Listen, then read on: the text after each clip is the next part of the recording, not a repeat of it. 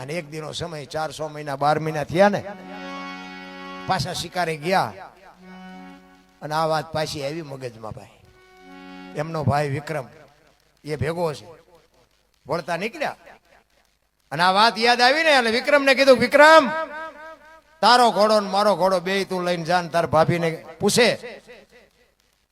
કે તમારા ભાઈ ક્યાં ગયા, એટલે કહેજે સિંહના શિકારમાં કાયમ આવી ગયા.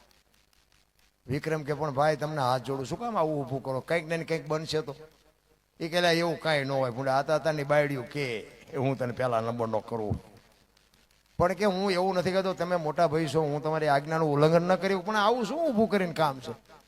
ઈ કે તું મને રાજા માન તો રાજા અને ભાઈ માન તો ભાઈ, હું કહું તારે કરવું પડે, તું ઉપર જાય. કે તારી ભાભી પૂછે તમારા ભાઈ ક્યાં ગયા, તારે કહેવાનું સિંહના શિકારમાં કાયમ આવી ગયા.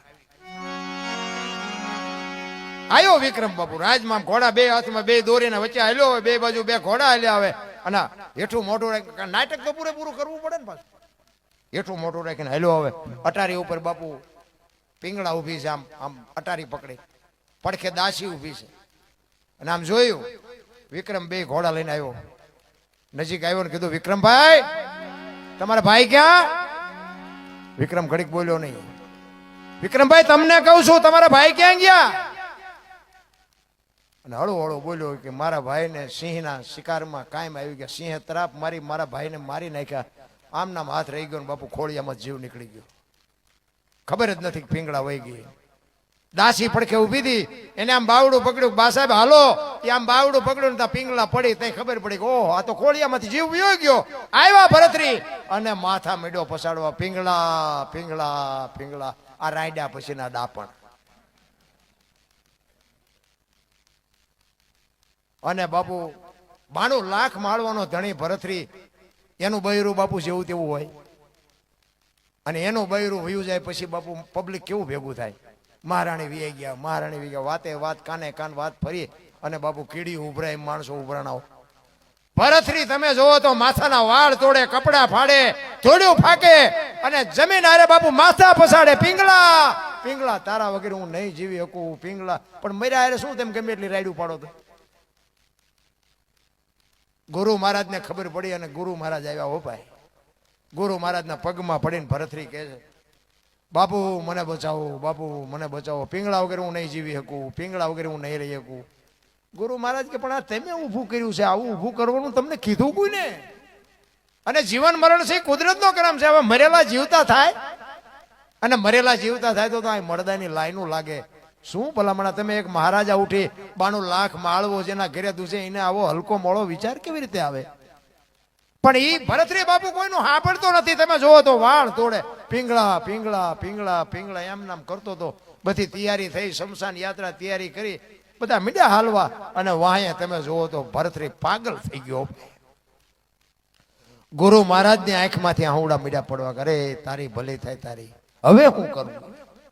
બીજું તો બધું ઠીક છે, પણ આ ભરતરી જો પાગલ થઈ જાય ને તો 92 લાખ માળવો નો ધારો થઈ જાય છે. 92 લાખ માળવાનો ધણી કોઈ નહીં રહે. આ સંભાળવું એટલે કેવડી મોટી વાત. અને હવે આમાં હું શું કર્યું? અને બાપુ એક આપણા ઘરે કઈ મોરો ધોરો પ્રસંગ બને, સદગુરુ મહારાજને ચિંતા ન હોય. ભલે આપણે ખોટા વંટોળિયા આપણે જ ઉભા કર્યા હોય, પણ છતાંય અમુક દુઃખનો પ્રસંગ આવે ને તો સંતોના રુદિયા બાપુ ગુરુ મહારાજના રુદિયા રોવે, ન રોવે એવું ન હોય. બાપુ ભરતરીના ગુરુ મહારાજ વિચાર કરે, આંખમાંથી પાણી મીડું પડવા કે હવે આ ભરતરીને મારે શું કરવું? એમ કરતા કરતા કરતા કરતા શમશાન યાત્રા ઠેઠ શમશાન ભોગી ગઈ. લાકડા બાકડા ગોઠવા, હજી ભરતરીનું સબ નીચે છે. પણ તા તો બાપુ આમ ધૂળમાં તમે જોવો ને ભરતરી. પછી તો ગુરુ મહારાજને એમ થયું કે હવે ભરતરી કોઈ હિસાબે ભાનમાં ન આવે. જો પિંગળા જીવતી થાય તો જ પતે, બાકી હવે પતે જ નહીં. વિચાર કરે હવે હું કરવું? અને એમાં કુદરતને વાત રાખ્યું ને એક ગોંદકાનો આત્મો જાતો તો સદગુરુ મહારાજ ભજનના બળથી જોઈ ગયા. એ કે આત્મો જાય છે નહીં હારો, પણ આ ભરતરીને ગાંડો ન થાય આટલું આમાં નાખવો પડશે અને પિંગળાને બેઠી કરવી પડશે. નકર ભરતરી નો ધારો થઈ જાય, 92 લાખ માળવો નો ધારો થઈ જાય. અને એ ભજનના બળથી બાપુ આત્મો પકડી પિંગળાની અંદર નાખી અને પિંગળાને બેઠી કરી અને ભાન આવી આખી નગરી બાપુ રાજી રાજી રાજી થઈ જાય. પણ બાપુ રુદિયો તો સદગુરુનો રોતો તો કે મેં સારું નથી કર્યું, પણ ભરતરીને બચાવવા માટે 92 લાખ માળવો બચાવવા માટે. અને પછી બાપુ આજે બધું વાહેનો જે ઇતિહાસ છે ને એ બધું પછીનો છે. અસલ પિંગલા તો પહેલા મરી જતી, આ તો બીજી આવી. એટલે આ 92 લાખ માળવો જેનો દૂધ તો એનું બૈરું બાપુ જાતા રખડતું હોય.